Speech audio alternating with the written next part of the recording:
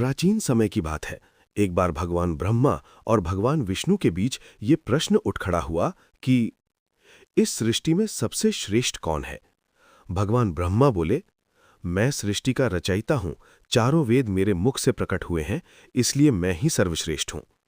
भगवान विष्णु ने उत्तर दिया, मैं ही इस सृष्टि का पालन करता हूं, मेरे बिना सृष्टि चल ही नहीं सकती, अतः मैं ही सर्वश्रेष्ठ हूं। धीरे धीरे ये वाद विवाद अहंकार में बदलने लगा। दोनों ही अपने अपने सामर्थ्य का वर्णन करने लगे। तभी देवता चिंतित हो गए, क्योंकि ये विवाद सृष्टि के संतुलन को बिगाड़ सकता था। तभी आकाश और पृथ्वी के बीच एक विशाल अग्निस्तंभ ज्योतिर्लिंग प्रकट हुआ। उसका ना कोई आदि था ना अंत, वो अनंत, तेजस्वी और रहस्यमय था। उस दिव्य वाणी ने कहा, जो इस स्तंभ का आदि या अंत खोज लेगा वही सर्वश्रेष्ठ कहलाएगा। विष्णु और ब्रह्मा की परीक्षा। भगवान विष्णु ने वराह अवतार धारण किया और स्तंभ का अंत खोजने के लिए नीचे पाताल की ओर चले गए। भगवान ब्रह्मा ने हंस का रूप लिया और स्तंभ का आदि खोजने के लिए ऊपर आकाश की ओर उड़ चले। भगवान विष्णु ने अनंत काल तक खोज की, परंतु अंत न मिला।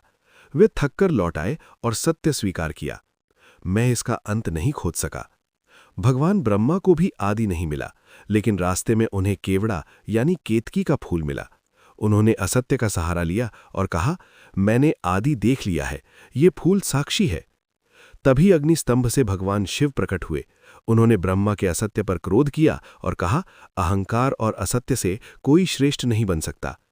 भगवान शिव ने ब्रह्मा को दंड दिया कि धरती पर मेरी पूजा में तुम्हें स्थान नहीं मिलेगा, और भगवान विष्णु की सत्यनिष्ठा और विनम्रता से प्रसन्न होकर उन्हें कहा, तुम धर्म और सत्य के मार्ग पर हो। इस कथा से हमें ये शिक्षा मिलती है कि अहंकार विनाश का कारण है। सत्य और विनम्रता ही सच्ची श्रेष्ठता है। ब्रह्मा, विष्णु और महेश तीनों समान रूप से आवश्यक हैं। इसी कथा के कारण शिवलिंग को निराकार ब्रह्म का प्रतीक माना जाता है।